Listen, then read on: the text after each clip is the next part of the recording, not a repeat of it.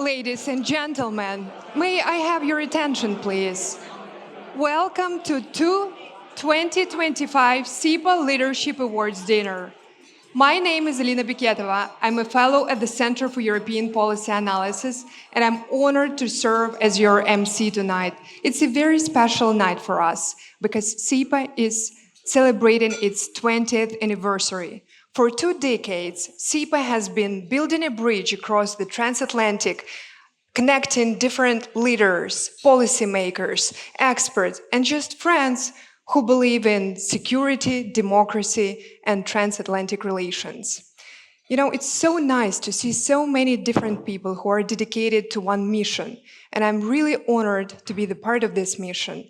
You know, just on a personal note, I'm a Ukrainian journalist from Crimea. Unfortunately, my home was attacked twice, so I'm twice displaced, but I found my shelter and my home here at CEPA, thanks to the Ukrainian Fellowship Program that was launched by Dr. Alina Polyakova right after the beginning of the full-scale invasion. So to begin this evening, it's my great honor to welcome to the stage Dr. Alina Polyakova, President and CEO of CEPA.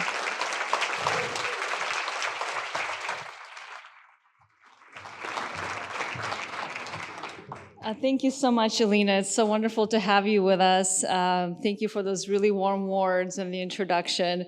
And thank you, everyone, for joining us tonight for CEPA's 20th birthday. What an amazing, amazing evening this is going to be. Ladies and gentlemen, we have an incredible program planned for you tonight, honoring true global leadership, freedom, and courage. You know, I was reflecting on the last 20 years of this amazing institution, all the work that we have done. And the 2 words that kept coming back to my mind were foresight and innovation. So 20 years ago in 2005, just remember where we were. I think at that time, few thought the European security was something that we ever would have to think about again, and certainly ever worry about. Europe was stable and boring. That's what a friend of mine told me back then. So the idea of establishing a new institution focusing in European security was not only counterintuitive, I think some may have even thought it was a little crazy. But the word that I would use is visionary. And as I look just ahead at the founders table, at Larry and Wes, the co-founders of CEPA, Larry Hirsch, the chair of CEPA's board of directors, and my predecessor and former member of CEPA's board as well, Wes Mitchell. I just truly want to thank you both for having the vision and the foresight to establish this amazing institution. Thank you. And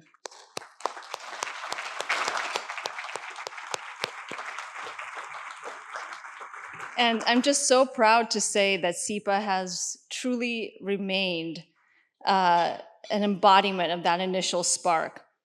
We have always been ahead of the curve in so many ways. This institution was the first to identify arenas where geostrategic competition would unfold, from the Black Sea to the Baltic to the Arctic. And indeed today, all of Europe is ground zero for great power competition. We were first to emphasize the threat of Russian propaganda to dividing our allies. And we now see China copying and improving on Russia's toolkit. CEPA raised the alarm bells on the Russian threat and Putin's imperial worldview when most looked to Russia as a potential partner. And very unfortunately today, and in hindsight, CEPA was right. We were proven right, unfortunately, in 2014 and again in 2022. Of course, Russia's full-scale invasion of Ukraine focused not just CEPA, but the entire world on how fragile our collective security actually is, and how regional conflicts are now increasingly global. Indeed, everything is interconnected, and the outcome of Russia's war against Ukraine will certainly determine Beijing's designs on the Indo-Pacific and far beyond. But I think this tragic moment in our recent history has also shed light on the opportunities that we have before us to take advantage of innovation innovation for defense, which Ukraine is proving every single day in the battlefield, and the opportunities that technology has to offer for our collective prosperity. Again, CEPA started paying attention to autonomous systems and drones when we launched our Defense Tech Initiative in 2020. Again, when very few are paying attention, there's a theme to this speech. And we established what is now our fastest growing body of work on digital innovation and technology policy, long before everybody had ChatGPT on their phones. So the intersection of tech and security now animates everything that we do at CEPA, because tech companies are now defense companies, and defense firms are now tech firms. And in the race for tech innovation, our greatest advantage over China are our allies. The US is the dominant global leader in innovation, but we can't go at it alone. We'll need Europe, we'll need our allies across the world to work hand in glove to lay the foundation for a global digital infrastructure that runs on Western tech and not Chinese tech. Looking back, so many of CEPA's ideas have now become policy. And looking ahead, I am incredibly and confident that this institution's mission and vision will continue to define national security and foreign policy for generations to come. So if you allow me just a quick personal note, there's not a day that goes by where I don't feel truly humbled by the privilege of leading this amazing institution. And that's really because I was a child who grew up behind the Iron Curtain in Soviet Ukraine. And my family came to this country with 2 suitcases, and I didn't speak a word of English. And I never, in my wildest dreams, imagined that I would be standing here today addressing this incredibly distinguished group and being the head of this premier institution. Thank you.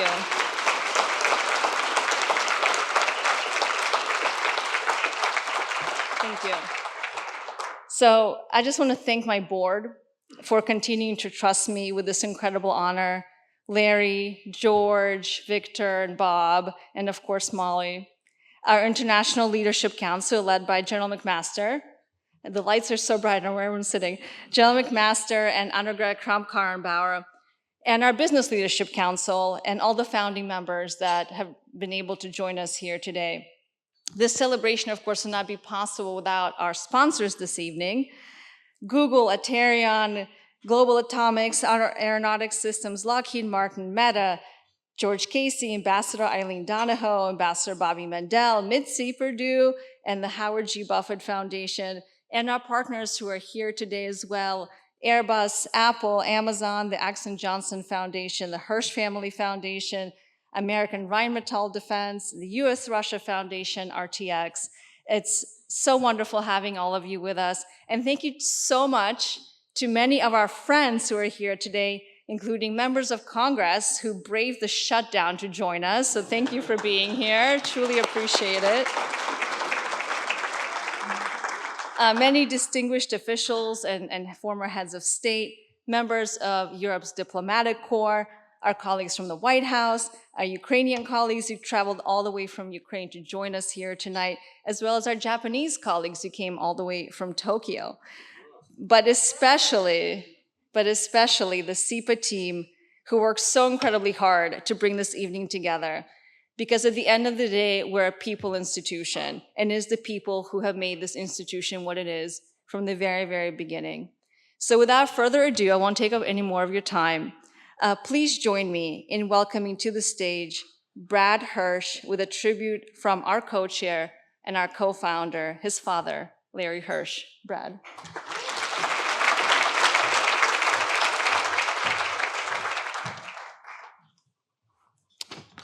Good evening, everyone. So my name is Brad Hirsch, and I'm speaking on behalf of my father, Larry Hirsch, who's chairman of the board of directors, as well as my broader family.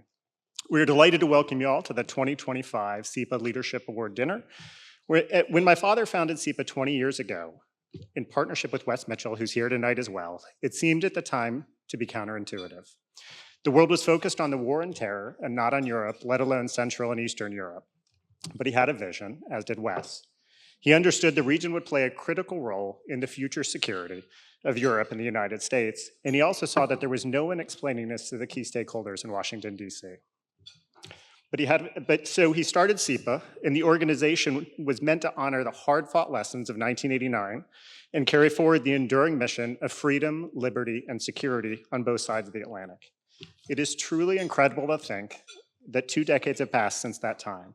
Now, Central Europe and Eastern Europe are not just part of Europe's story, they are the future of Europe in defense, in security, and in broader leadership. And CEPA has been there every step of the way, serving as a bridge that strengthens the fabric of the transatlantic union and alliance, and nurturing the next generation of leaders to carry the torch of freedom forward.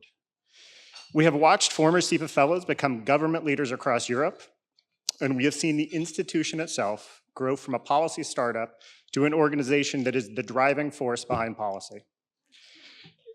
Russia's brutal war against the Ukraine was a pivotal moment around the world, as it was for CEPA, because it brought crystal clear focus as to why the NATO alliance and Ukraine's role within it is the foundation of international security. We are honored to have been part of that story and the journey that everybody's been on that's being celebrated here tonight. Before we begin tonight's program, we want to take a second, and our family wishes to express our deep gratitude to Alina for her inspired leadership over the past 5 years. She has led this institution with both grit and grace, keeping CEPA at the forefront of some of the most consequential issues of our time. Thank you, Alina, for your vision, wherever you are, and your dedication.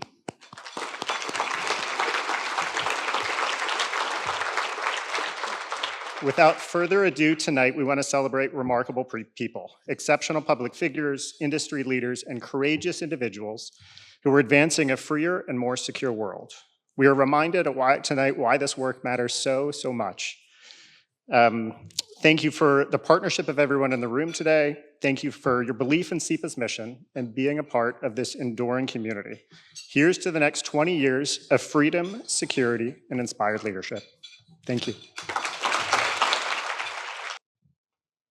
Thank you so much, Dr. Alina Polyakova. Thank you so much, Dr. Hirsch, for your wonderful remarks. Well, it's 2025 CEPA Leadership Awards Dinner, and we hope you're enjoying your dinner because we have a very long program, so hopefully you will be enjoying it.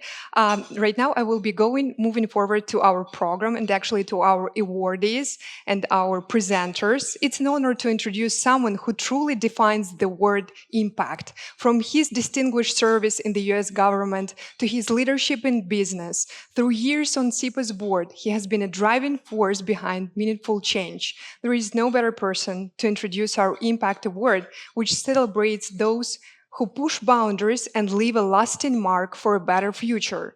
Please join me in welcoming Ambassador Robert Galbert, who will present the Impact Award. Esther, good to see you.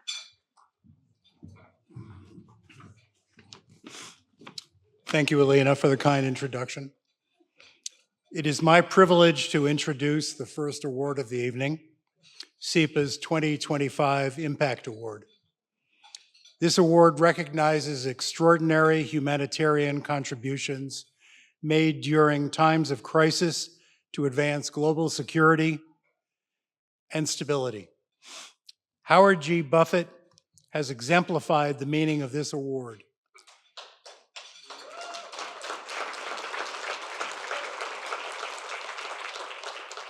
Through his sustained commitment to providing food security, conflict mitigation, and humanitarian aid in some of the most challenging environments in the world. Under his leadership as president and CEO of the Howard G. Buffett Foundation, the foundation scaled up its support for Ukraine immediately following Russia's full-scale invasion of Ukraine in 2022, deploying nearly half its annual grant-making budget in that first year alone.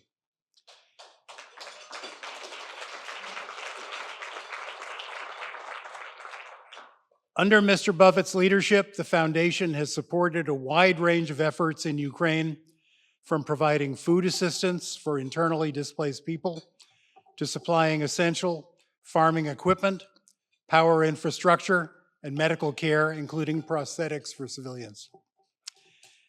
It has also funded demining operations to clear explosives from land and backed efforts to investigate and document war crimes and crimes against humanity committed during the conflict. Beyond Ukraine, the foundation purchased large volumes of Ukrainian grain to help feed commodity communities in developing countries facing food insecurity. Howard Buffett has been a strong and consistent voice calling for the US and Europe to stay engaged and to do more, not less, in supporting Ukraine's fight and upholding international stability.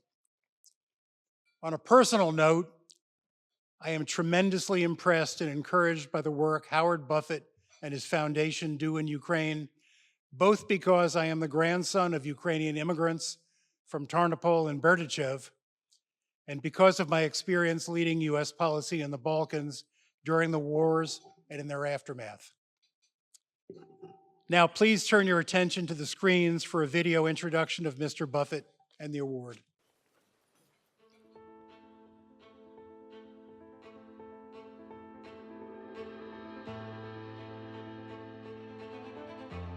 When there is global uncertainty and crisis, true impact is measured not only by intentions, but by bold, sustained action. A philanthropist, businessman, and international leader, Howard G. Buffett has brought an unwavering commitment to solving some of the world's most complex and urgent challenges. Through the Howard G. Buffett Foundation, he has delivered innovative, large-scale solutions to issues ranging from food insecurity and conflict recovery to public safety and economic resilience. In Ukraine, Mr. Buffett has left an indelible mark. Since the start of Russia's full-scale invasion, he has been among the most engaged and steadfast international partners. He has funded and implemented life-saving programs in demining, agricultural recovery, prosthetics, food assistance, and rebuilding strategic infrastructure, often stepping in where others could not or would not. More than just a philanthropist, Howard Buffett has been a strategic partner to Ukraine, listening to its leaders, walking alongside its people, and responding with clarity, compassion, and resolve. His presence on the ground has sent a clear message to Ukrainians: you are not alone. Through his decisive actions, Mr. Buffett has proven that impact is not just about resources. It's about vision, courage, and the will to show up. Today, CEPA is proud to present the Impact Award to Howard G. Buffett in recognition of his extraordinary contributions to peace, recovery, and long-term global security.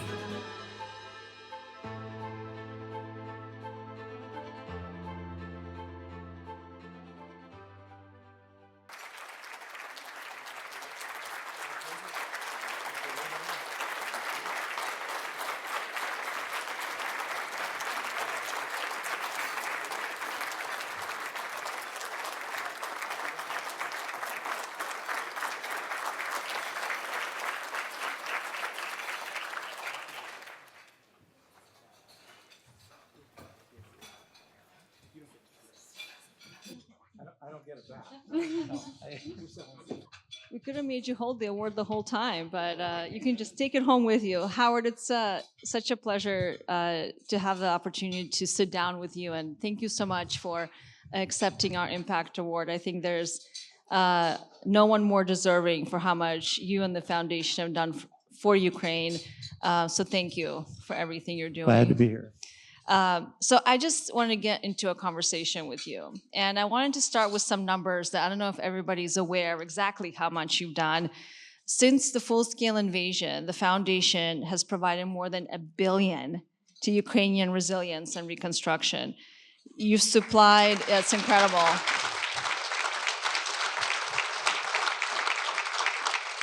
You supplied 450 million meals across Ukraine. I ate a lot of those myself. Yes. And you yourself have visited Ukraine 22 times, is that right? Yes, and I was in Ukraine in 1991, before independence, believe it or not. Oh, wow. So was I. I was looking for you, but I can. So I think just these numbers are just incredible. It's amazing what you've done and the foundation in so many different countries. But I got the feeling, reading a little bit about you, listening to some of your previous speeches and interviews, that there's really something special about Ukraine for you, despite all the amazing work you're doing across the world. So what is it about Ukraine? Well, there's a lot of things about Ukraine that I love and that I appreciate. But I read a quote by General Crystal had written about 6 months ago, and when I read it, I realized that it was exactly why I ended up coming to Ukraine in early 2022. And he said something, I won't get it exactly right, but something like, in your personal life, you'll have a test from time to time, and it will test you in terms of whether or not you have the strength and the compassion to do what's right. To me, when the full-scale invasion occurred, it was obvious that this was going to be the biggest event for global impact during my lifetime. I saw it that way immediately. And almost 4 years later, the truth is I underestimated it. And so I wouldn't say that when the full-scale invasion occurred, I felt an obligation, because that's not quite the right word, but I can never find the right word to describe it, because I felt that I had to go to Ukraine, and I actually wasn't sure how to do it. My friend Shannon, who is here tonight, figured it out and got me on the first trip, so you have to thank her too. But but once she got me there, then I kept going back. But the point is that I saw it as something where if our foundation didn't step up, do it fast, and do it big, that I felt that I would regret that the rest of my life. And that's what took me to Ukraine.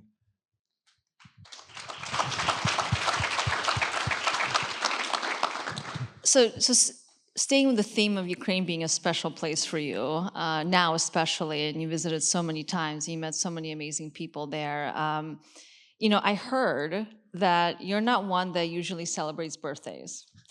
And I've also heard that you recently changed that, and you've actually celebrated your last 2 birthdays in Ukraine, and you're going to celebrate your next birthday in Ukraine too. Is that right? Did I get all this intel right? That's correct. And my wife says now, and she'll say it again in December, she'll say, "Why are you going to Ukraine for your birthday?" And the fact is, Ukraine just has better ice cream and cake. So, I mean, I have more friends in Ukraine today than I do at home. So where else am I going to go?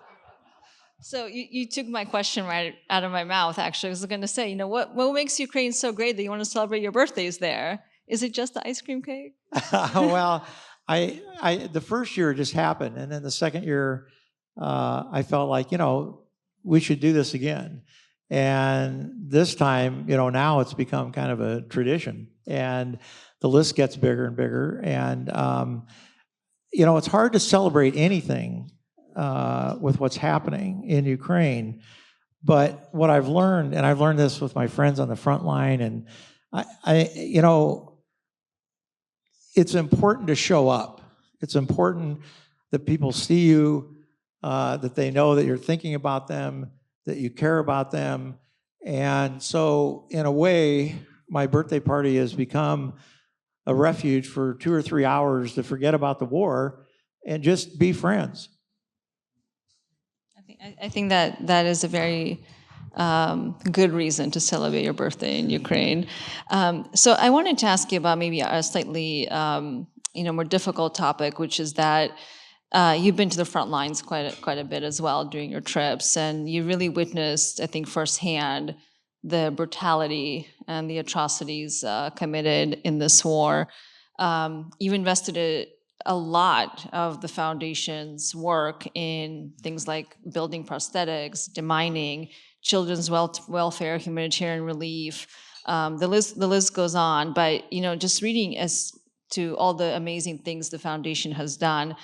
I wanted to ask you, how do you decide out of all the many needs in Ukraine, which issues to tackle or causes to back when there's just so many? The First Lady tells me what to do. That's a bit of a joke because she's someone to listen to, I think. Oh yeah, no, but it's actually there's a lot of truth to it. But it's a joke we have together because it's just when she does ask me to do something, I can't say no to her. So I joke that I have two people in my life I can't say no to, my wife and the First Lady. But anyway, but the First Lady's actually cost me a lot more money. But but the truth is, if you looked at everywhere else we've worked in the world, you'd see more continuity and you would see more of a strategy, I think, whether it's Colombia or Congo or, wherever it is. And because we've worked in a lot of conflict and post-conflict areas, but we've never worked where there's a real war, and it's different. And I would say I've had to learn to listen better. I've had to make adjustments in my mindset, in my thinking, and we do things in Ukraine that we wouldn't do anywhere else. We've built a major bridge. I mean, we don't go build bridges anywhere, but it was a need for that at the time, and we did it. The first time I met the First Lady, I went in with this idea about I want to talk to her about school feeding for kids. And so we went in and I listened to her, and she actually wanted to talk about school feeding for kids, and her idea was much better than mine. And so we built, so far we're on our third facility that is like a hub for a feeding hub for schools, like 50, 60 schools. We would never do that anywhere else. So I could give you a long list of things, but the fact is that we've tried to respond to what the greatest need is. We've tried to respond to the people that we trust and have impact doing it. And the one thing, when I say people that we trust, the one thing I've learned, that Ukraine has taught me a lot of things, but one thing it taught me for certain is during a war, you don't have the luxury of trying to take the time to figure things out. And so you don't have the luxury of building relationships. You have to learn very quickly who you can trust, who you can believe. And so I have probably made more great friends in Ukraine in the last few years than I've ever made in this country. And it's because war accelerates everything, and you don't know what's around the corner. And I used to say to some of my friends, I'd say, well, I'll see you when I come back. And they would say, I hope so. It has a complete different meaning in war. And so it's really, Ukraine has been an amazing teacher to me, the Ukrainian people. So I just want to stay with that topic a little bit. You've already mentioned the many friends you made in Ukraine over the years. Is there the story of an individual that you met that really stands out to you as a particular inspiration, or an explanation for why, despite all the painful losses that Ukraine is experiencing, that the Ukrainians still keep on fighting? Is there someone that stands out in your mind? There's a lot of people that I think are inspiring. I mean, immediately you just have to say all of the men and women that are on the front line fighting. I mean, the courage and the tenacity of those people who are there, those individuals who are there, are really amazing. But I would start a little broader and then come down a little more narrow.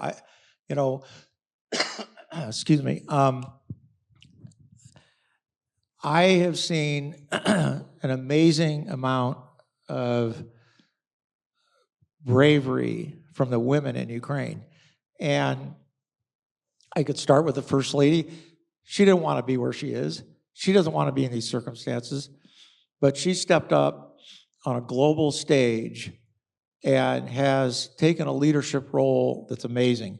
The Prime Minister, she has the toughest job in the world, alongside with a few other leaders in Ukraine. But the innovation and the commitment, the sacrifice of many Ukrainians, but particularly the women, I think is a real inspiration, because they have put aside their family, their children, their career, because they know that if they don't do what they need to do now, that country, their country, Ukraine, will not survive. So they have to do it. And I think, unfortunately, the world is not watching as closely as they need to be watching, because we could learn so much from the Ukrainian people. And I'll take it down then to a more specific, event or experience I had, I think it'd be 2 years ago, or over 2 years ago. And I walked into Superhumans for the first time, and there's Dennis. He's missing his 2 legs, his left arm, and he's sitting in a wheelchair, and we start talking. He doesn't speak a lot of English, but through a translator, and immediately connected with him, and big hug. And I thought, if I was sitting in that chair like Dennis, what would be my mindset? What would I be thinking about? Would I be feeling bad for myself? Would I be angry?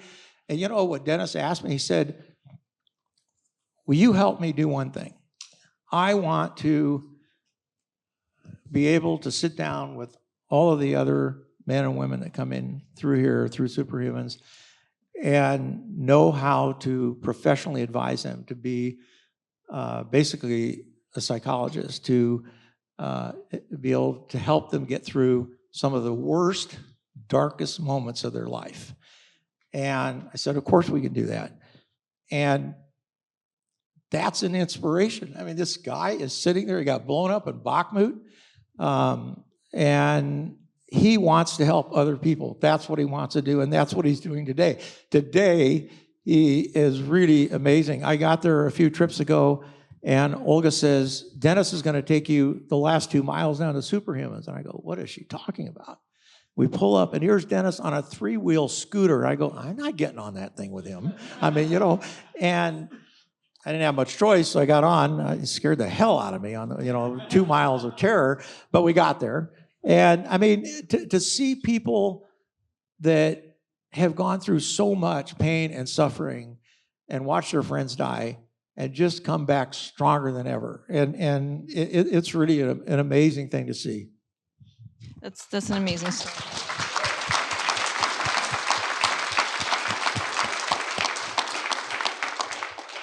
That's a beautiful story. Thank you so much for sharing that. And I actually think I've seen pictures of Dennis that someone shared with me of you together, and with his prosthetics now. And there's so much happiness that was radiating from him on that picture. So I'm glad you talked a little bit about him. I just have one last question for you, and it has more to do with, I think, the bigger picture around food security, which I know is so near and dear to your heart. And we, a few years ago, also honored the World Central Kitchen, which did so much in Ukraine to deliver food across the country. I find it interesting that even though Ukraine is known as the breadbasket of Europe, and you referenced that yourself, we don't really talk about the effects on global food security anymore. That is a huge consequence of Russia's war in Ukraine. Why do you think that is? Well, look, the honest truth is, most people today don't think about farming, and they don't think about agriculture because they take it for granted. Now, that may not be true in some countries in Africa, or some countries in Central America or something, but here in the United States, we do that. In Europe, it's pretty much taken for granted. One of the biggest challenges will be demining agricultural fields, and we have been very engaged in that. And I think that is something that is one of the most important things we can do in terms of contributing to the economy in the future. But it's, I'll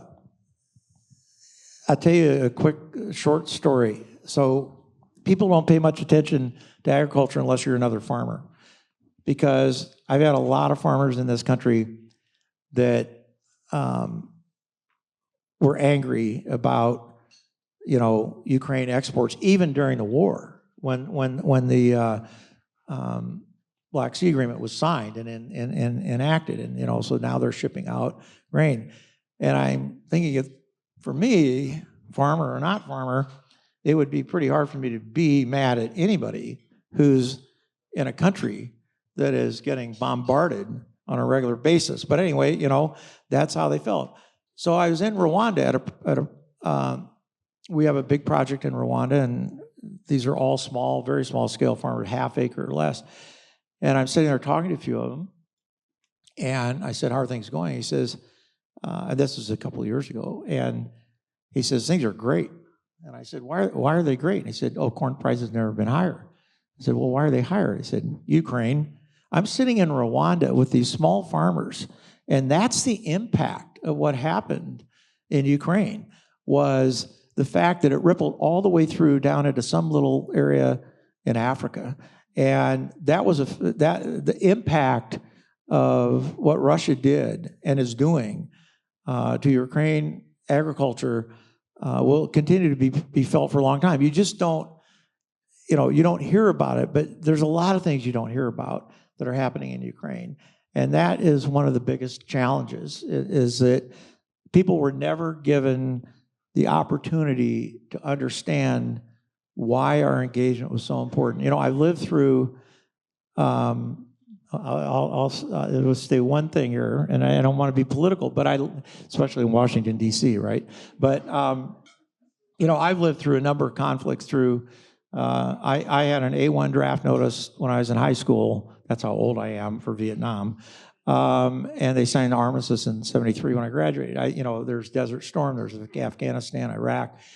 And always the President of the United States went on TV and explained to the American people the importance of what the United States was engaging in, the consequences if we didn't engage, and that didn't happen. So this country has never had an explanation at the level that it needs to have it of why we have to be in Ukraine. And this war is our war. And so the more we can do, all of us here, to make sure the American public understands the significance of this war and the consequences of this war is so important. And that's why I appreciate the award tonight. Our staff deserves all the credit, not me. But, this is not going to end well unless this country and the European countries act faster and stand up and become braver and show more courage. And that is what we have to do.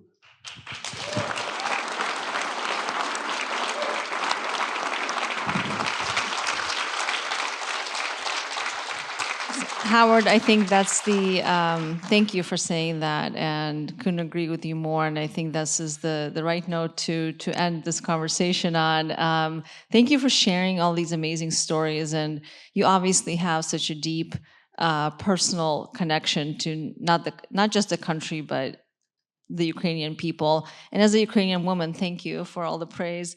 As many Ukrainian women here will probably say the same thing. But thank you so much. Thank you. Thank you, Howard.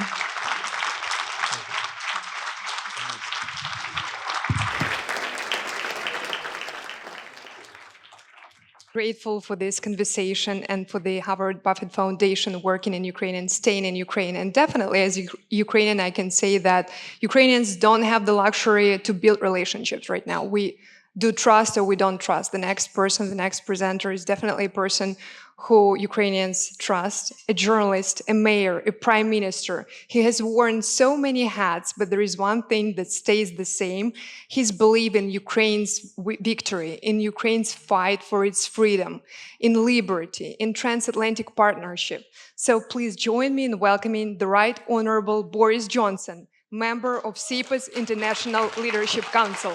Thank you so much. Thank you very much. Thank you so much. Well, thank you very much, everybody. Really inspiring just to to hear from Howard Buffett just now. Amazing. And thank you, Alina, for keeping me on your international leadership panel. Thank you to Larry for all your kindness and support.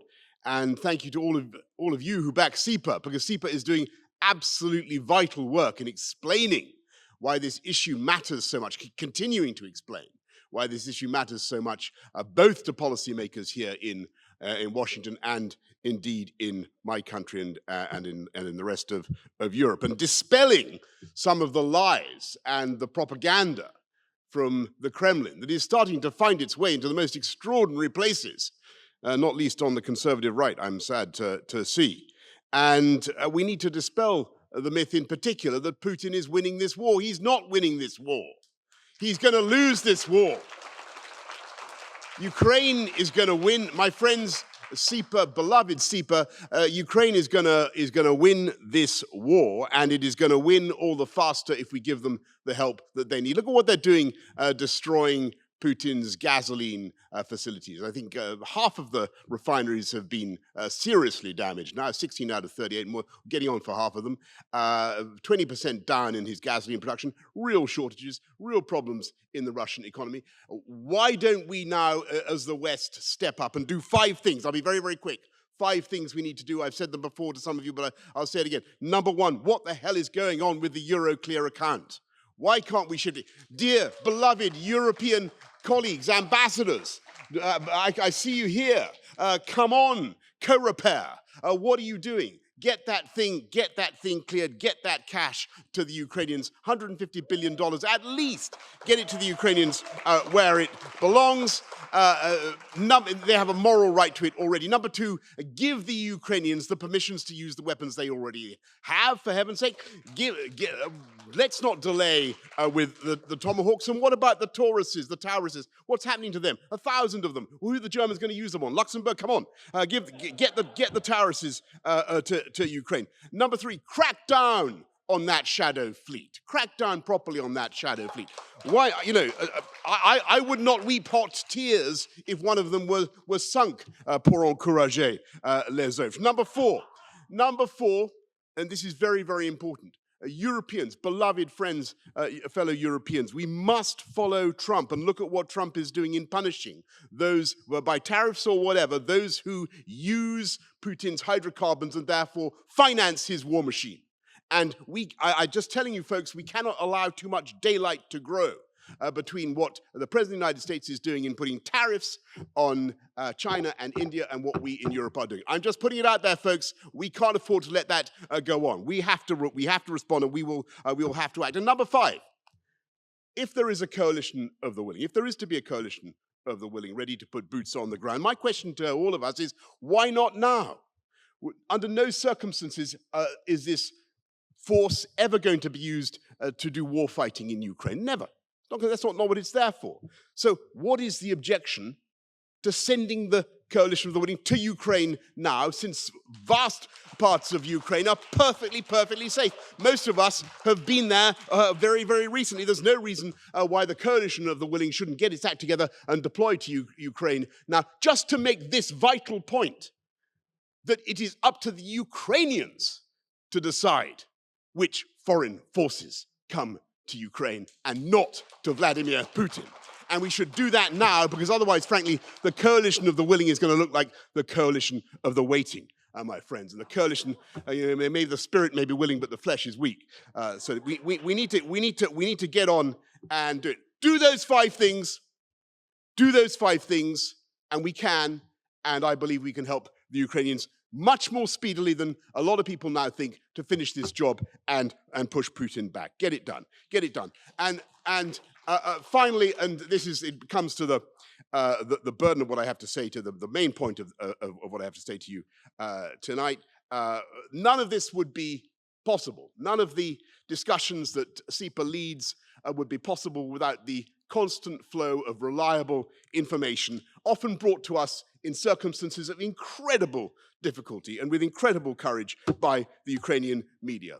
We're about to hear I want you to turn your attention to a video introduction of the recipients of the 2025 Freedom Fighter Award. and shortly accepting it on behalf of the entire Ukrainian journalist community. You're going to see Sevgil Musaeva, Chief Editor of Ukrainska Pravda, and Olga Rudenko, Chief Editor of the Kyiv Independent. But first, folks, the video.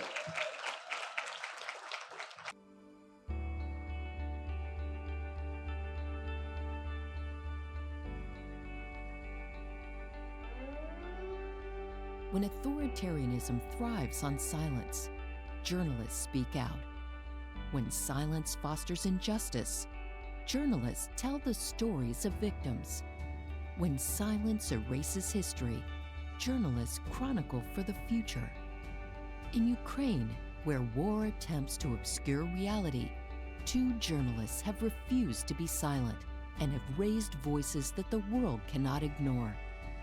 Sevgil Musaeva, Chief Editor of Ukrainska Pravda, and Olga Rudenko, Chief Editor of the Kyiv Independent, stand on the front lines of truth. As leaders of Ukraine's most influential and independent newsrooms, they have fought to document their nation's struggle with clarity, courage, and conviction. They have led investigative efforts to uncover and document war crimes, amplifying survivor testimonies, and gathering evidence to serve as a vital resource for internal bodies pursuing justice and accountability. Together, their commitment to journalistic integrity and transparency has played a crucial role in documenting the realities of war and advocating for justice in Ukraine. Both Sevgil and Olga understand that the truth is not just a journalist's duty, but a nation's defense. Sevgil, a proud Crimean Tatar, became one of the most prominent voices speaking out for those left voiceless, those whose stories the Kremlin sought to erase. Under her leadership, Ukrainska Pravda has become more than a news outlet. It is a force for accountability, a guardian of memory, and a living record of a nation's fight for freedom. Since the founding of the Kyiv Independent in 2021, Olga has built a newsroom that serves as a front line of democracy. Amid war and censorship, her team delivered fearless reporting to the world to ensure that Ukraine's story is heard, never forgotten. Both Sevgil and Olga exemplify journalistic integrity, democratic resilience, and the moral force of free expression. In the darkest moments of war, they have stood firm, proving that even under attack, freedom begins with the truth. For their unwavering courage, unflinching leadership, and unyielding commitment to a democratic and sovereign Ukraine, CEPA is proud to present the Freedom Fighter Award to Olga Rudenko and Sevgil Musaeva.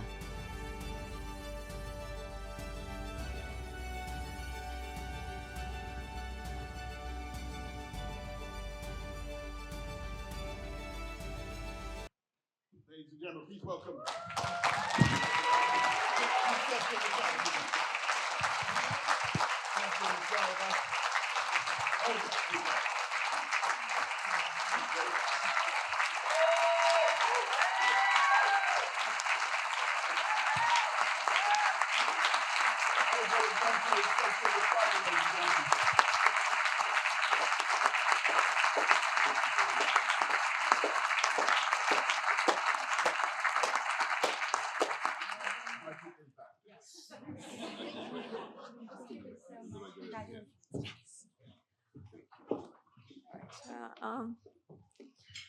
Thank you for this honor. I'm afraid I'm not such an eloquent speaker as Prime Minister Boris Johnson, and I've got to say I approached him before the reception and I asked him to make sure that his speech is bad for ours to good after him, and he promised me that it will be. So this is something about journalists and politicians and how much trust there is in our relationship.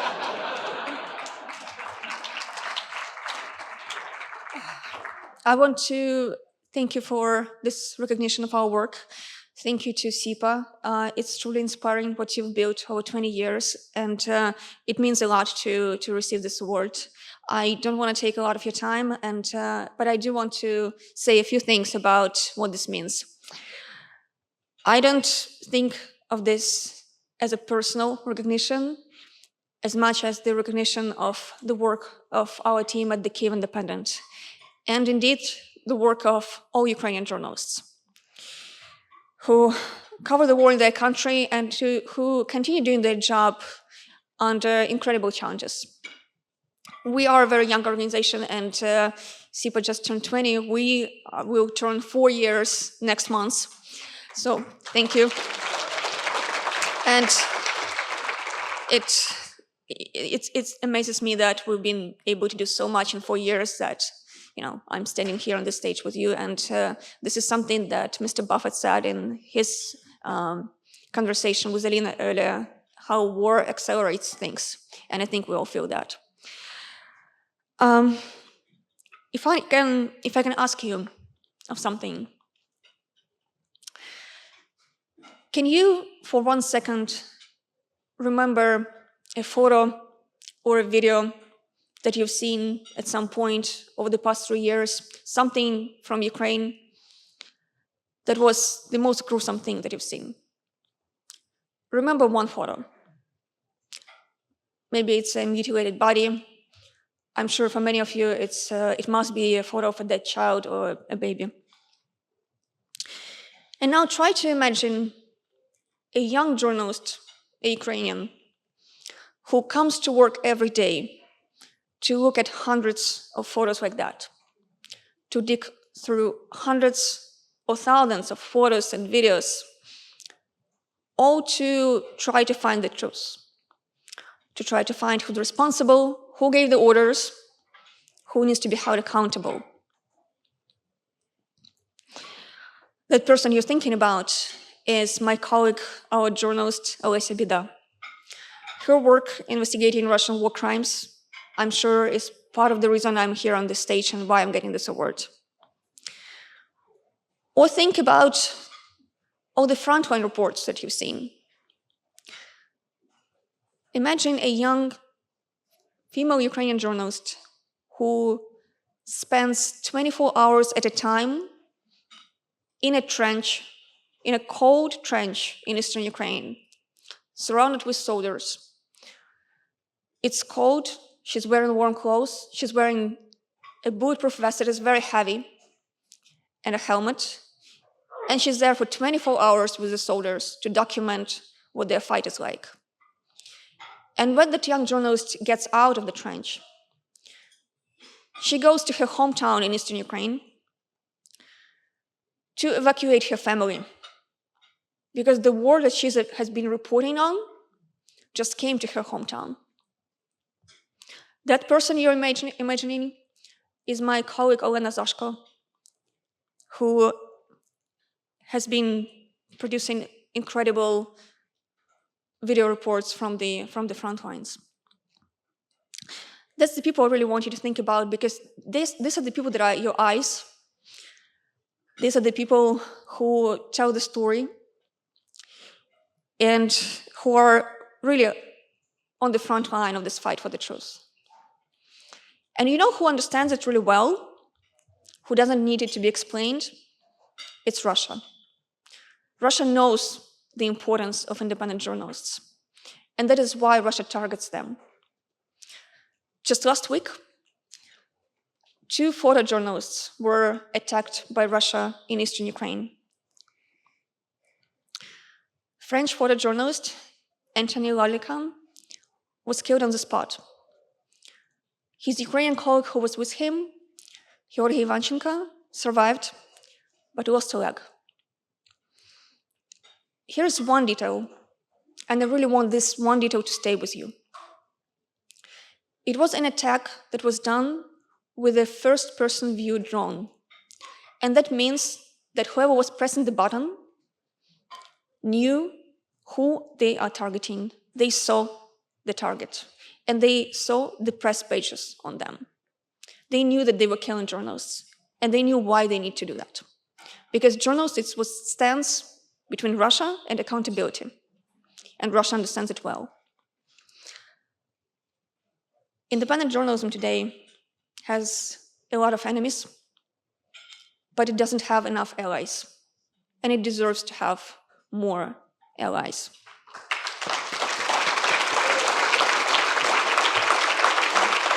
Thank you. And good evening, all. Do you have a handkerchief? That's how the German writer Herta Müller began her Nobel lecture in 2009. A simple, ordinary, almost tender question that her mother used to ask her every single morning. But it was never really about a handkerchief. It was about love, about the kind of care that fits into something small, something you can carry in your pocket, even when your mother is gone. Müller said that she sometimes deliberately left her handkerchief at home just to hear that question again. Because the true meaning of handkerchief is not to wipe away your tears, but to remember somewhere someone is thinking of you, someone loves you. I thought of this story recently when I was standing in St. Michael Cathedral in Free Kiev, holding my own handkerchief in my hands. Surrounded by candles and flowers, we were saying goodbye to our colleague, Victoria Roshina. Victoria's mission was simple and brave, to tell the world the truth about people who live in occupied territories of Ukraine. In summer 2023, she went to the occupied territories of Ukraine and she never came back. A year ago, the same day, her father received a message. Victoria was killed in Russian captivity. We began to investigate what happened to her. We traced her final journey: Energodar, Melitopol, Taganrog, Novorossiysk, Perm, 4 prisons, torture, electric shocks, beatings, exhaustion. When Victoria's body was returned to Ukraine, it was so badly mutilated that it was unrecognizable. And then we learned something even more horrifying. Russians returned her body without brain, without eyeballs, and without a trachea, trying to erase the traces of torture, trying to erase her. But we didn't let them happen. Together with dozens of journalists from different countries, we finished Victoria's investigation. It was about 16,000 of civilians illegally held in Russian captivity, in Russian prisons and torture chambers. We documented stories of beating, of rape, of electric shock torture. And sometimes, listening to those testimonies, I would realize I couldn't breathe. It was the hardest story in my eternal career, but it had to be told, so the truth would not die, so that Victoria's voice could live on. Before coming here, I ran into my old university friend, a woman from Mariupol. She hasn't seen her mother for 4 years now. Russia won't let her into the city, and her mother can't leave occupied Mariupol. She cares for her own mother, and she's afraid she'd never be allowed back. My friend told me she hasn't heard about her husband, a soldier, for 3 months now. He's missing near Pokrovsk. Maybe there is still hope that he's alive, but that feeling of uncertainty, of not knowing, this is the hardest part. And every day, her 2 children, 9 and 13 years old, ask her, "Mom, where is our dad?" She can't answer, and I could either. So I just hugged her, and she cried on my shoulder. We Ukrainians live in this state of uncertainty every single day. We don't know what tomorrow will bring. We are tired, we are wounded, but we hold on because we have no other choice. And now, more than ever, we need your solidarity, we need your compassion, we need humanity. Your words, your attention, your presence, they matter. They help us endure. Dear friends, this is not just a story about my colleague Victoria Roshina and one woman from Mariupol. This is a story about democracy in our time, because something is deeply wrong with the democracy if Russia can illegally torture, kill, and imprison thousands of people, and the democratic world remains often powerless for that. Victoria believed that even one voice matters. She risked everything. and she paid the highest price. I too know what it means to lose your home. I'm a Crimean Tatar. My family was deported from Crimea in 1944 by Joseph Stalin. I grew up in Crimea, but for 11 years now, I haven't been able to return to my homeland because of Putin's occupation. A part of my life remains there, and people I love remain beyond my reach. And of course, I cannot liberate Crimea by myself and alone, but I can do something every day. I can speak, I can write, and I can bear witness. For me, freedom of speech is not a slogan, is not a declaration. It's my daily work, my handkerchief, a symbol of love, resilience, and responsibility. And I want to say this clearly. Democracy is not given once and forever. It doesn't exist itself. Democracy is daily work, a daily act of responsibility, of love, of support, and of solidarity. A daily reminder of what truly matters, even when there are so many reasons to forget. Because democracy is not born in one day and it doesn't die in a moment.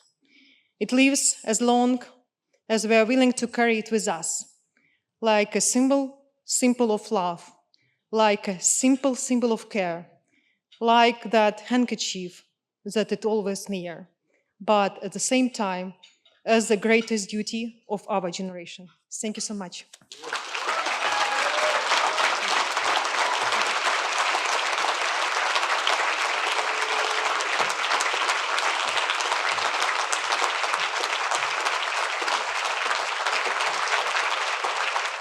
So much for your wonderful and touching stories, and for telling the truth. To be a journalist is very complicated in Ukraine right now. But the most important thing is that I wanted to pay your attention to a very interesting part, that Sevgil is from Crimea. I'm from Crimea, so at least two people are from Crimea. So I think it's a good sign. What do you think, right? It's a good sign. And right now, the optimistic note is that please enjoy your dinner. We will resume the program shortly. And thank you so much for being with us tonight.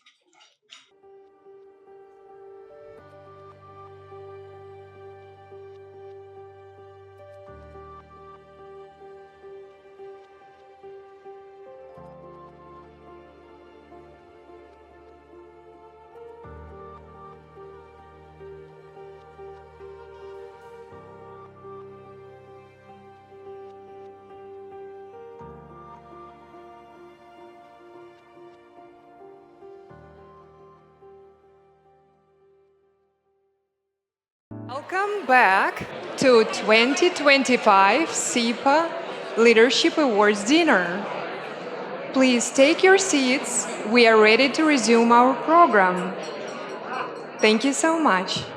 Thank you so much for being with us tonight. And now we are resuming with our program, and it's my pleasure to welcome to the stage one of the original CEPA founders. 20 years ago, this person was one of the original thinkers in Washington, D.C., who truly understood that the threat from Russia was real.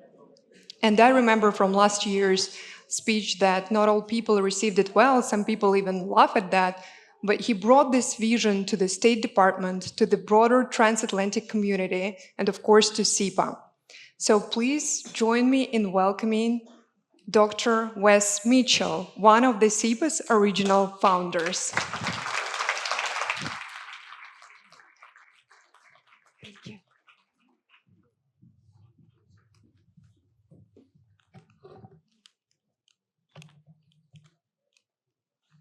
Well, thank you, Elena, and thank you to Alina and Team CEPA. I am really honored to join you for this special dinner and to hear these awe-inspiring stories, and of course to see so many very dear friends. This year marks the 20th anniversary of the founding of the Center for European Policy Analysis. It was my privilege to be present at the creation of CEPA 20 years ago. When Larry and I met, I had just finished grad school at Georgetown, and Larry was working on a master's degree at Johns Hopkins SAIS. We sketched out the idea of CEPA on the back of a cocktail napkin at the Capitol Grill restaurant. It says a lot about Larry that he was willing to partner with a 20-something-year-old kid with zero leadership experience and no connections. From the beginning, Larry and I agreed on a few core convictions that would come to form the intellectual foundation of CEPA.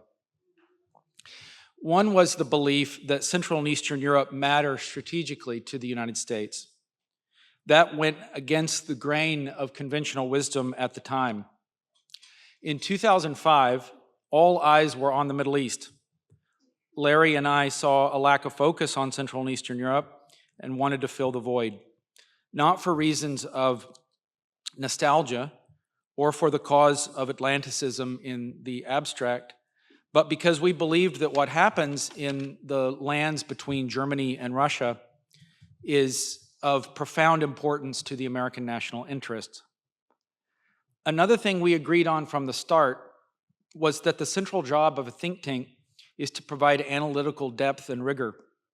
In 2005, like today, Washington was a place that liked talking. Convenings and breezy commentary were the focus of a lot of think tanks. From the start, CEPA took a different approach. We looked beyond the headlines at long-term trends. This enabled us to introduce ideas to the public debate, many of which were ahead of their time. Many predictions we made came true, not all of them. Many suggestions we put forward over the years are now part of US or allied policy. When we warned that Vladimir Putin was serious, that he was rearming, that he intended to conquer his neighbors, including Ukraine, and that NATO needed to urgently fortify its eastern frontier, a lot of people scoffed. 3 wars and 500,000 casualties later, our warnings have been sadly validated. Finally, we believed that enduring personal relationships matter in international politics. We wanted to connect the best and brightest strategists from America and Europe. The CEPA Forum, now in its 17th year, began as a handful of young analysts meeting in the cramped basement of a Warsaw hotel. When I later served at State Department, I was delighted to find some of those same faces now sitting across the table from me as senior officials in their home governments. For me, this is the greatest reward of the CEPA story, the friendships that it has made possible. Tonight is a reminder of that for me. Administrations come and go, conferences, tweets, op-eds are forgotten. Even the best reports eventually are a footnote, but friendship remains. It gives meaning to our work. It moves us to create and build for reasons beyond ourselves, to create ideas and institutions. The influence that friendships can have over a lifetime, the bonds and purpose they give to our lives and to the lives of nations is profound. A list of all the individuals that CEPA has enabled over the past 20 years to make a positive impact in the affairs of our country and in those of America's allies, and now in Ukraine, as we saw tonight, would be long indeed. It has been a singular honor of my career to be part of the CEPA story and to count Larry Hirsch as a mentor and friend. Larry, the vision that you had 20 years ago is inspirational to us all and remains relevant for both America and Europe today.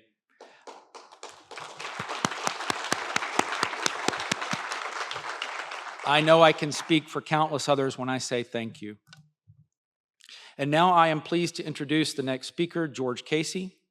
George was a founding member of the CEPA Business Leadership Council and serves as the vice chairman of the CEPA Board of Directors. Please join me in welcoming to the stage George Casey.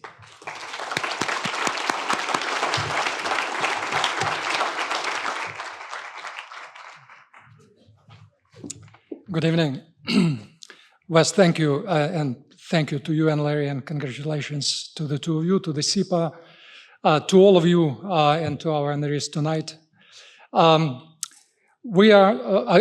honored and privileged now to introduce the next Impact Award and the business leader who has shown a commitment to global stability, global security, and his leadership that truly matters. As Ambassador Gelbart said, that this award recognizes humanitarian contribution during the times of crisis and to advance global security and stability. And this year, we are proud to honor Brian Moynihan, the chairman and CEO of the Bank of America, for his ongoing support for Ukraine and for resilience of Ukrainian people.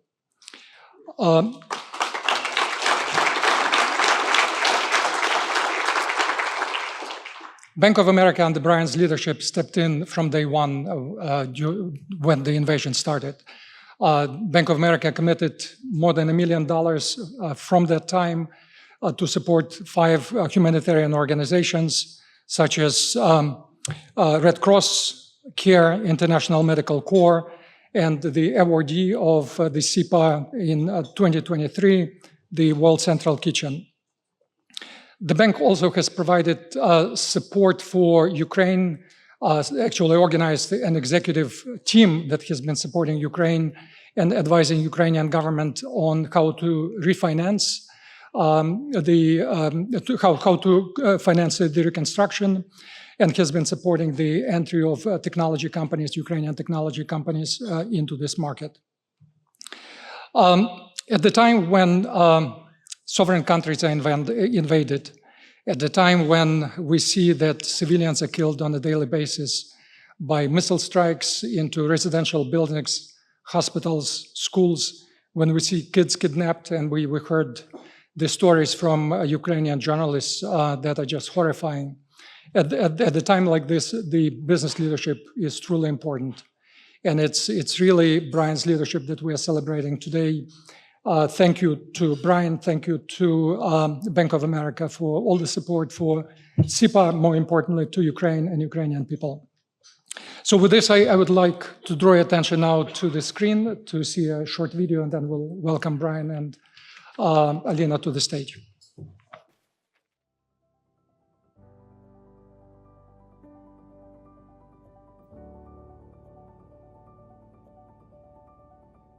Impact is not merely a measure of success. It is the legacy we forge through our actions and the lives we transform. Bank of America, under the direction of Chair and CEO Brian Moynihan, has emerged as a beacon of leadership in supporting Ukraine, its economy, and reconstruction. Under Brian's visionary guidance, Bank of America has become a powerful champion in providing critical advice and insights in marshaling private sector assistance to Ukraine's rebuilding efforts. Brian and the Bank of America team have worked tirelessly to identify opportunities for companies, empowering them to innovate and thrive even amidst the overwhelming challenges of war. Through strategic partnerships and targeted investment initiatives, this has helped provide access to vital resources, enabling Ukrainian businesses to pivot and adapt in a rapidly changing landscape. Bank of America's advocacy has galvanized impactful financial assistance and cross-border business connections that provide beneficial economic and strategic outcomes for the Ukrainian people and their future. To honor Bank of America's exceptional efforts, continued leadership, and profound humanitarian impact, CEPA is proud to present Brian Moynihan with the Impact Award in recognition of the indelible mark he has left by uplifting our common cause during this crucial moment in history.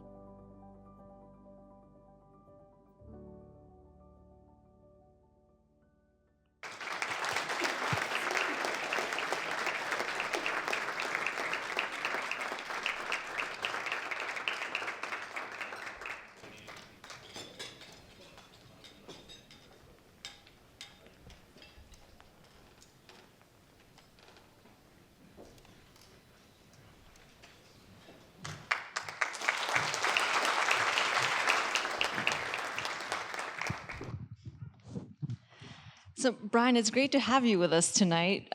Welcome to Washington. Welcome to CEPA. It's such an interesting moment to have a conversation with someone like you, who has one of the biggest global financial institutions. A lot we could talk about, and we'll get there. We're going to pan out a little bit, but I wanted to start with a little bit about your life. So I was doing my, intel gathering on you, and I just wanted to go back to the beginning because I learned that you were from the great state of Ohio, but from a pretty small town in Ohio, if I'm not mistaken. And I think it struck me that you had an interesting and maybe somewhat unusual career for someone who's now the CEO of a major global financial institution. I learned you were a history major back in Brown, and then you went to law school before you began practicing at a bank, and I think the rest was history. But I just wanted to get you to talk a little bit about, how you thought about your career, and particularly your time in the last 15 years at Bank of America, because we'll get into this a little bit later in the conversation, but there have been some turbulent times that you've seen this institution through. So how does the place you come from, I guess what I'm trying to ask, inform your decision-making today? Well, first, thank you for having me. Thank you on behalf of my 200,000 plus teammates. It's an honor to be honored for this. It's going to be hard to follow the stories from Howard's great work in Ukraine to the two journalists and Boris Johnson being Boris Johnson and describing it. And I've had to follow him before. And so those stories are compelling. In the end of the day, I had a great family growing up. I was one of 8 kids. So you learned a lot about life then, how to eat fast, how not to speak too loudly when you said something critically. But I think as we think about how we run our company, what's informed me is you really want to make sure you do a great job for the shareholders, you do a great job for the customers, you do a great job for the teammates, but also do a great job for your communities. And banks are unique that way, that we are a product of the economy, and we have to then make sure the economy is taken care of. And that's not only in Charlotte, North Carolina, we're headquartered, it's also around the world. And so, we believe that, we drive it. It's not any one of those, it's all those. And I think that comes from sort of thinking through, the idea that we have to basically behave and handle our business affairs in a way that we can stand up, in a way that will feel good, in a way we'd like to be handled, frankly. So it's as much the golden rule as anything else. Yeah. So just to connect our conversation to the first half of this evening that's focused so much on Ukraine, the resilience of Ukraine, as our Vice Chair George mentioned in his introduction, the bank really stepped in a crisis response kind of mode after Russia's invasion of Ukraine in 2022, certainly even before that. But I wanted to ask you about crises in general.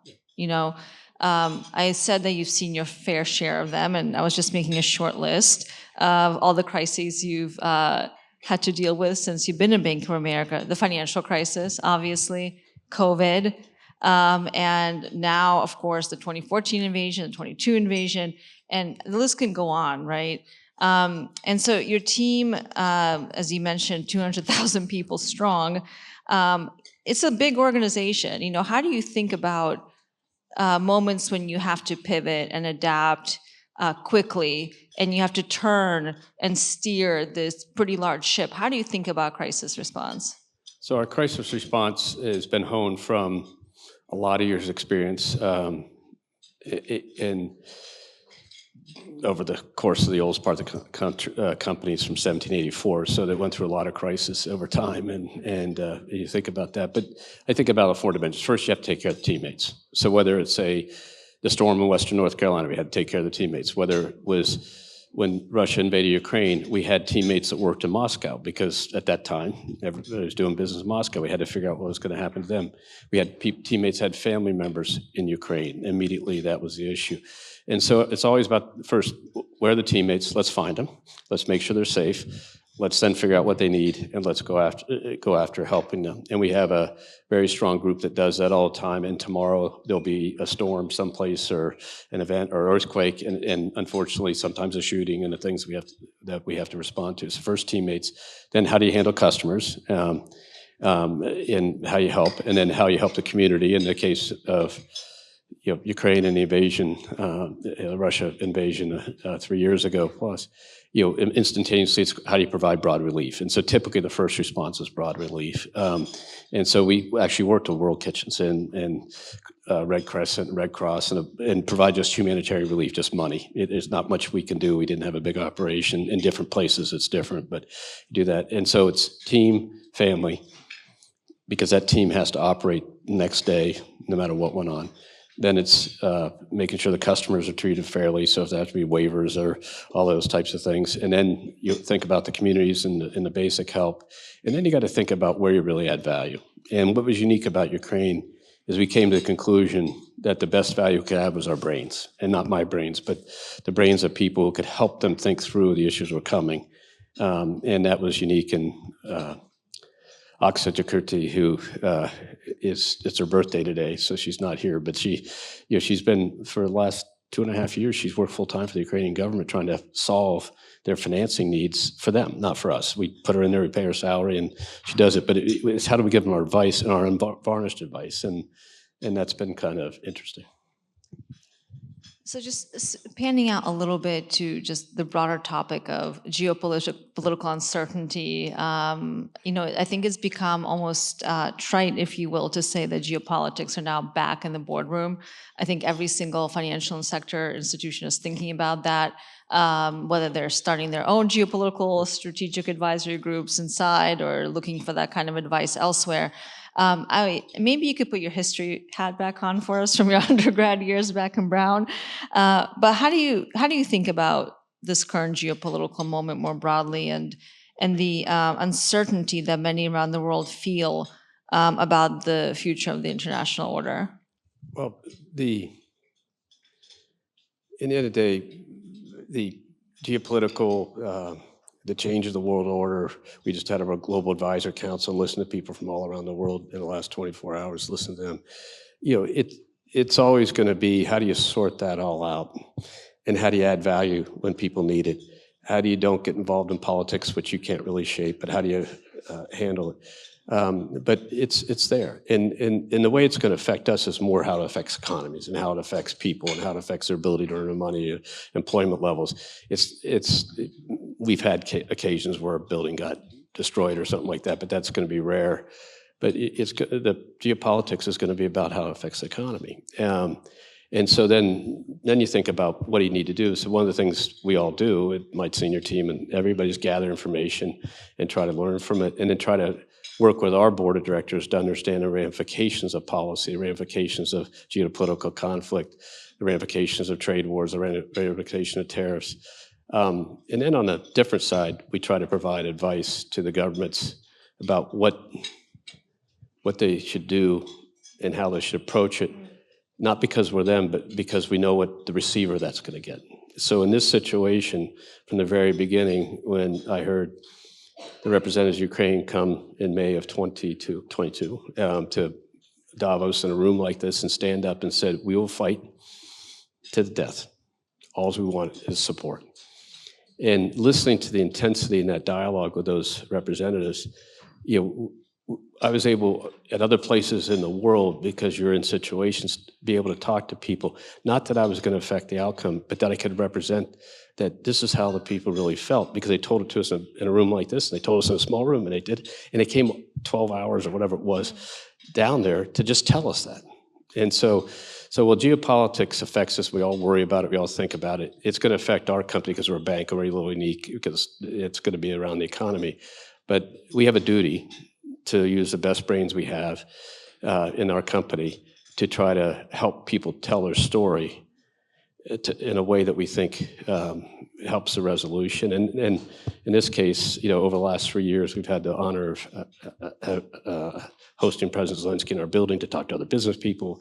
My head of internationals went in Ukraine 2.5, 3 years ago with a group to help expose the business community what they needed. So the geopolitics is in the boardroom. It's not a big exposure risk for us. That was minor. It's not a big personal risk because we didn't have a lot of employees there. It's a teammates, family risk. But it's really a risk of economic distress due to the activities of governments and the ramifications. And our job is to, in a bit, educate them about the ramifications of that. So, you and I were chatting earlier, and I've heard you talk about this topic before. And as you've probably heard, I hope you heard by now, CEPA does a lot of work thinking about the implications and opportunities of technology for all kinds of different sectors, for the international order more broadly. And in many ways, I think finance is the future of tech. Yeah. I've heard some colleagues from the tech sector even tell me that. And of course, now when we talk about tech, everyone talks about AI. Yeah. And I just wonder how you think about this new technology and its integration, adaptation in the broader financial sector, of Bank of America in particular. Where do you see the opportunities there? Where do you see the challenges going forward? Not just for Bank of America, but I think for the entire financial sector. Well, I think, so in the 24-hour period, we have 7 million customer interactions with AI a day. So think about it. This is not a theoretical thing. It's going on every day. This is just Bank of America. Just Bank of America. Okay. And so that's just the interaction between a customer with Erica, that hopefully you're all clients. If you aren't, you can be. Erica is what you call a agentic bot today, but when we built it 7 years ago, nobody knew those words. And it happened 7 million times today. So it's not a theory, it's happening. And so I think as you think about, technology has always had an impact on our activities. We are people who are right human beings.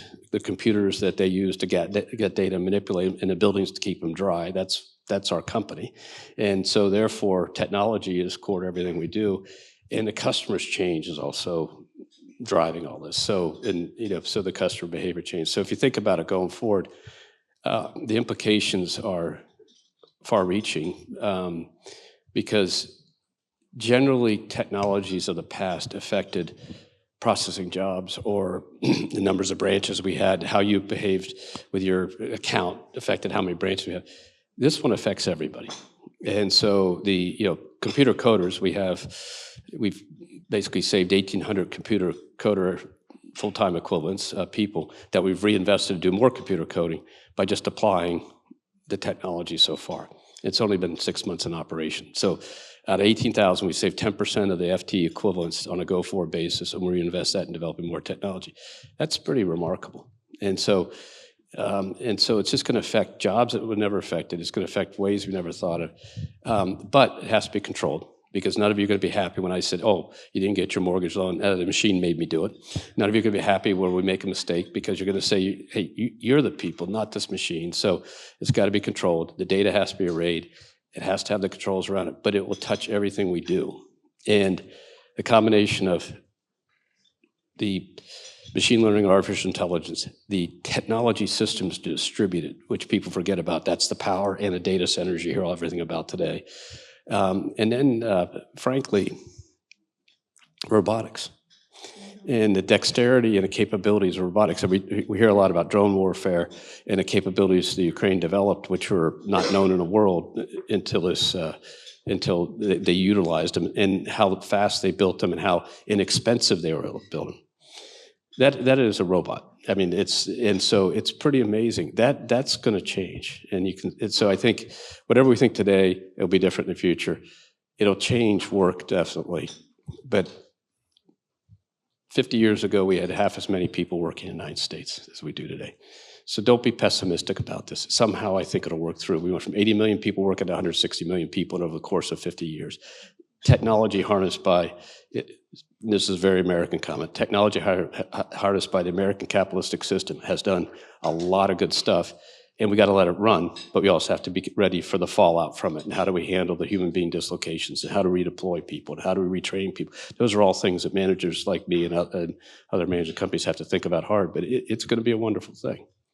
So you think on the balance, because there's a big debate happening, certainly in Europe and here in the United States, is AI and all the technology that is being developed as we speak, robotics, quantum, all of that, is the balance more on the side of opportunity or on the side of risk?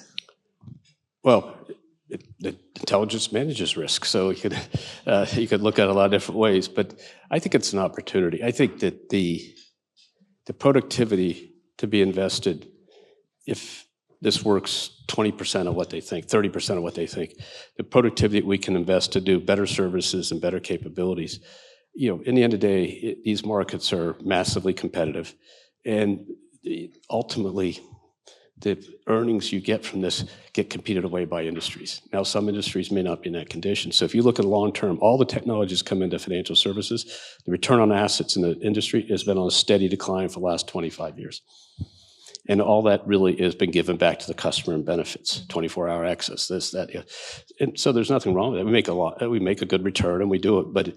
But ultimately, if it works, it ought to go for the benefits of society. And then think about medicine and think about in areas that are just amazingly capable of distributing, Albert Einstein's brain to everybody instantaneously is a pretty fantastic thing. So the ability even into developing countries and other places to distribute medical technology and capabilities is really pretty fantastic. So I think we shouldn't, I think it's opportunity. I think we just have to make sure people see it that way and harness it. Just as a final note, I heard a really interesting term the other day that was apparently used by a colleague's, 19, 20-year-old student. And apparently it's quite common for that generation. I think it's the alpha generation, if I'm not mistaken. AI vegans. I had never heard that before, but apparently this is a very well-known term among people who are, just entering college now, and then they're very skeptical of AI, at least in this country, And I just thought I would share that with you because I found it pretty fascinating. I will tell you that the kids, we hired 2,000 plus kids from schools that start with 100,000 people. We hired 2,000 of them. There are almost 200,000 applications. So think how bright and talented these kids are. And yet, if you ask them, are you worried about the impact of this on you personally? They all say. So we've got to get them to think about it the other way around, which is how do they harness it for capabilities. But I bet you if we were sitting here in the late 60s and the computer was just coming into masters, the ability to get it in companies for the IBM 360s and things like that in the distribution, I bet you we felt the same way. And so the question is, how do we harness it, and how do those young kids harness it and understand it and drive it? And they'll be much better at it than we are. But I will tell you that the danger zone is for people of my generation to just tell them it's going to be, we have to help them make it okay. And that's the key. And so I think we have a responsibility as leaders of companies to how to manage that impact and work the benefit. And we'll see. It's going to be fun. Yes. That's a really good note to end on, the fun that AI has for all of us. So please join me in thanking Brian Moynihan.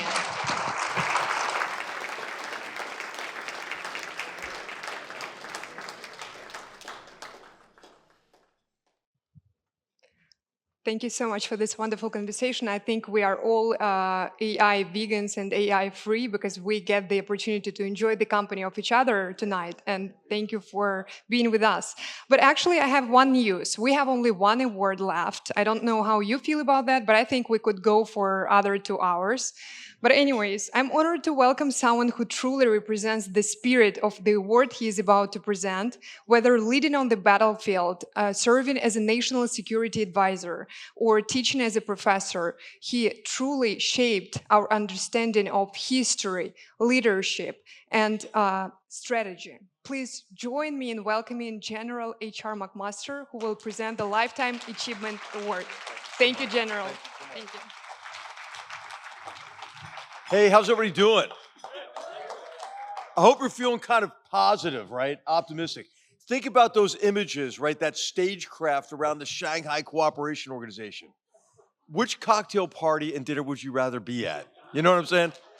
Not fun, not fun. So thank you, Elena. Thank you so much. It's an honor to be here to celebrate CEPA's 20th anniversary, 2 decades. How about a round of applause for the leadership, the founders, and the supporters of this awesome organization. Fantastic. And how about the awardees? Howard, thank you. You're an American, not an Americant, which I love. And Brian and all the supporters. And Boris Johnson, the energy and the clarity of your 5 points. Let's take that on and do something with it. And Sergio and Olga, you're such an inspiration to all of us. You're fantastic people, and I hope that and I know that your message will resonate with us as we continue everything we can do to sustain support for Ukraine and for freedom. So, hey, I feel so honored to introduce somebody who I really admire tremendously. You know, I applied for the job as his body double, and he selected somebody else. But I think that Chris Cavoli is somebody who possesses what Karl von Clausewitz identified as military genius. You know, washed up generals, we have to quote Clausewitz, it's compulsory. So he said that military genius has three components: intellect, courage, and determination. And across his career for 40 years, and as the Supreme Allied Commander Europe, I think whenever you have a title that has Supreme in it, you know you've made it. You know what I mean? You know you've made it. He's demonstrated that intellect. He's the smartest officer I know, the most insightful officer I know. And then also what Clausewitz said is he said courage is of two kinds: physical courage, which he demonstrated every day in command of an amazing unit on a modern-day frontier between barbarism and civilization in Afghanistan. But what Clausewitz said is, hey, what's really even more important than that is moral courage. And he's demonstrated that every day as he advised multiple administrations about what we need to do to help Ukraine prevail and to counter Russia's onslaught, not only against Ukraine, but against all of Europe. And determination. Determination in the face of adversity. So what I'd like you to do is draw your attention to the screen, and we'll see a short film about Chris Cavoli, an officer, a leader who I admire tremendously.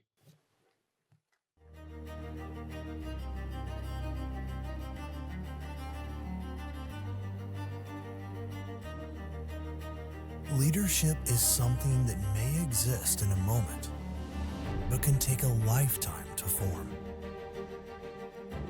General Christopher Cavoli, as Supreme Allied Commander Europe and Commander of U.S. European Command, has been a pivotal figure in ensuring the strength, preparedness, and cohesion of the NATO alliance. Serving for over 38 years, General Cavoli has led with exceptional clarity and purpose in one of the most consequential moments for transatlantic security since the end of the Cold War. Under his command, NATO demonstrated its unity and resolve in the face of Russia's brutal full-scale war in Ukraine, mobilizing allies, reinforcing partners, and enhancing deterrence across the eastern flank. General Cavoli has been instrumental in adapting Allied posture to meet new and emerging threats, and has worked tirelessly to strengthen coordination between allies, deepen interoperability, and uphold the credibility of NATO. His leadership has been defined not only by operational excellence, but by unshakable commitment to collective security and transatlantic values. As the West faces its most serious security challenge in a generation, CEPA is proud to present General Christopher Cavoli with the Lifetime Achievement Award in recognition of his exemplary leadership and his long-standing commitment to safeguarding peace, freedom, and security across the alliance.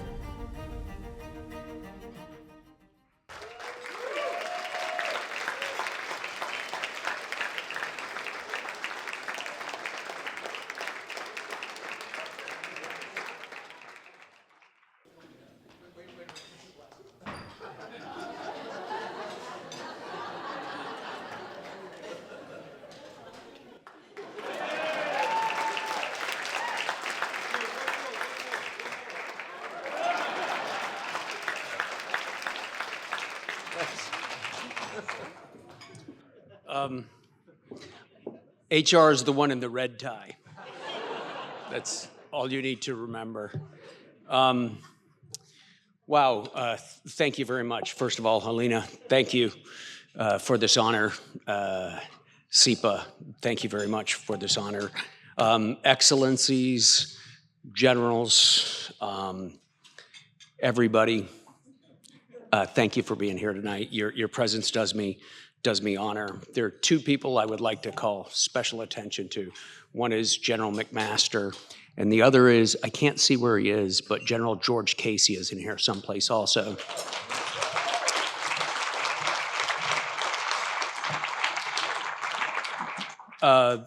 Those two gentlemen at various parts during my career interceded in an extraordinary fashion. And if it hadn't been for that, I would not be here right now standing on this stage. So I thank you. In fact, I was trying to get them to make a video of you guys also, but HR, they said ours would be redundant. So we didn't go with that. So, I mean, a Lifetime Achievement Award, I hope that's not trying to give me some news gently.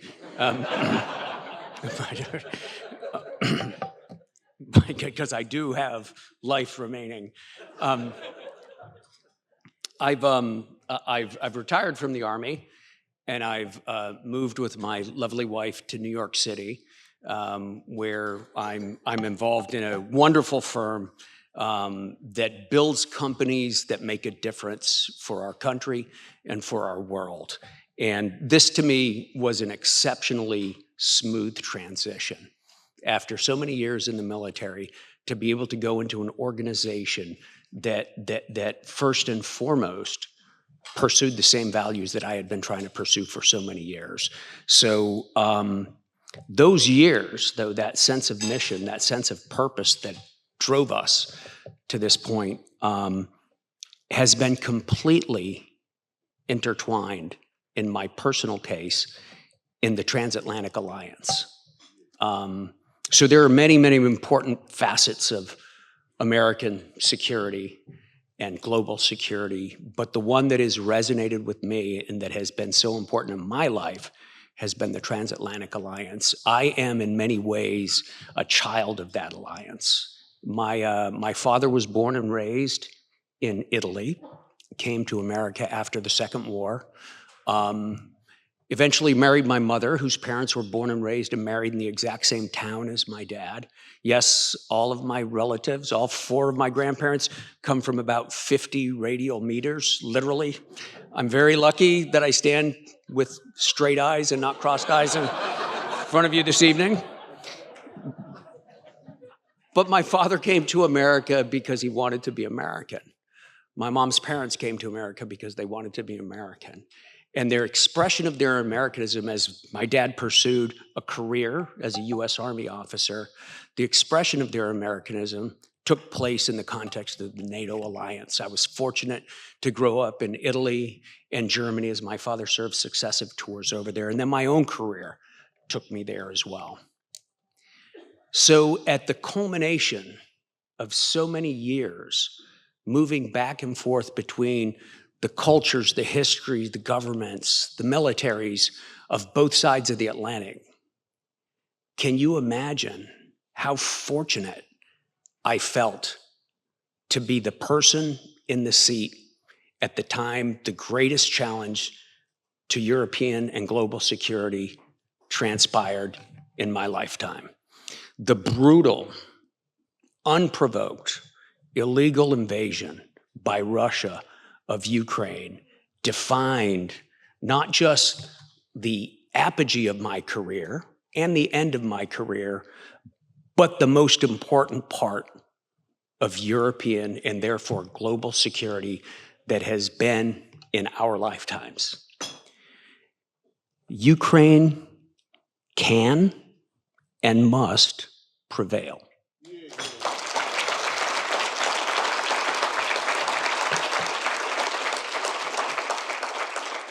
It was one of the greatest honors of my life to be the U.S. military lead, the uniformed leader of our effort to help Ukraine. It was not always easy, but it was never as hard as a single day a Ukrainian experienced. And so God bless you for your representation here this evening, ladies. Thank you.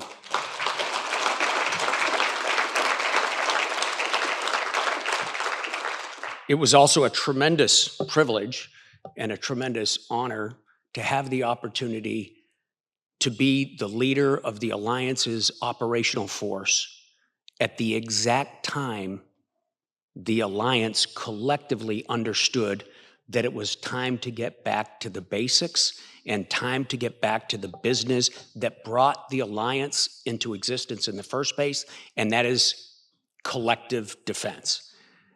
The focus of our Alliance on collective defense is a story that deserves to be told, and it's a story that deserves to be lauded.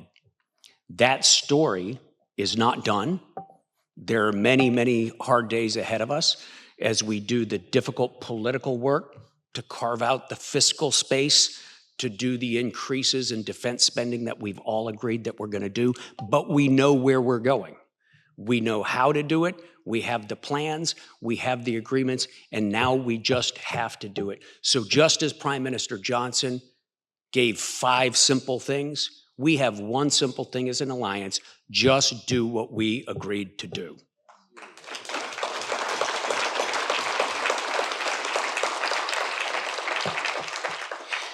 If we do that, and we will do that, we will fulfill our greatest responsibility, which is to secure the future and a future of peace and prosperity for our children and their children and their children. And we will do exactly that. Thank you for this honor, ladies and gentlemen.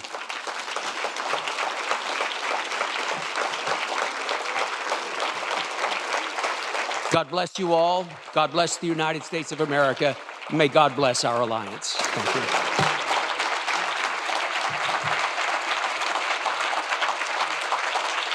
Thank you, General. Thank you, General, so much. Thank you for all the speech, and thank you so much for everyone who have joined us tonight. And I just wanted to say thank you for giving me the opportunity to be your MC. I enjoyed it very much. Thank you to the thousands of Ukrainian men and women who are fighting for our freedom and for what is right at this particular moment. And and then I just wanted to say дякую, по-перше. Дякуємо. And I wanted to say that this is our annual tradition. Let's keep fighting. We are going to win. Thank you so much. And Dr. Alina Polyakova and her final remarks. Welcome on stage. Thank you.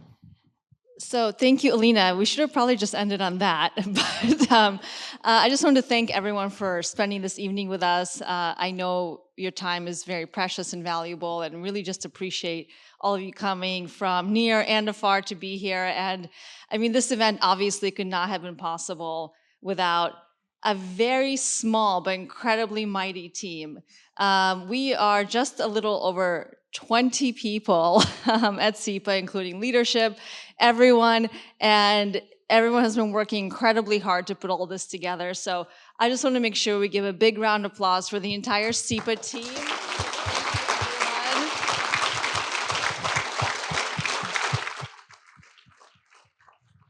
Thank you to Alina for being an amazing MC this evening. You were fantastic.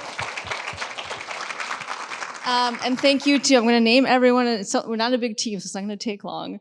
Julianne and Danny, Maddie, Alina K, there's another Alina on the team, Michael, Sarah, Zoe, our entire comms team, Jason, Israel, who's here, Noah, Peter, Sarah Jane, David, Isabella, Jenna, Sahidi, and of course, my amazing leadership team colleagues, Ronan and Katie and Chris, and Geisha. And Geisha, you didn't know I was going to do this, but can you come up here for a second?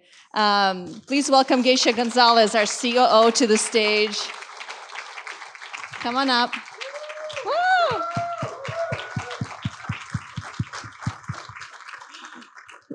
So those of you who don't know, Geisha, this is Geisha Gonzalez. She's our COO. She's been with CEPA for 5 years, almost as long as me. And she is leaving us at the end of this year because she found love in another country, so who can blame her? Not to overshare, but I don't think you'd mind. But I just want to thank you for all the time you spent with me building this amazing institution, building this incredible team, for everything that you've done for CEPA, and I think for the Transatlantic Alliance and our international security at writ large. You're amazing, and wish you all the best. And just from the bottom of my heart, everyone, our board, I think would agree with me. Thank you for everything, and good luck.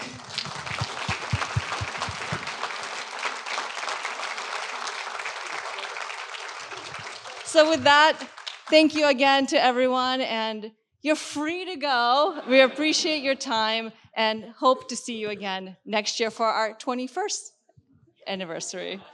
Good night, everyone. Thank you.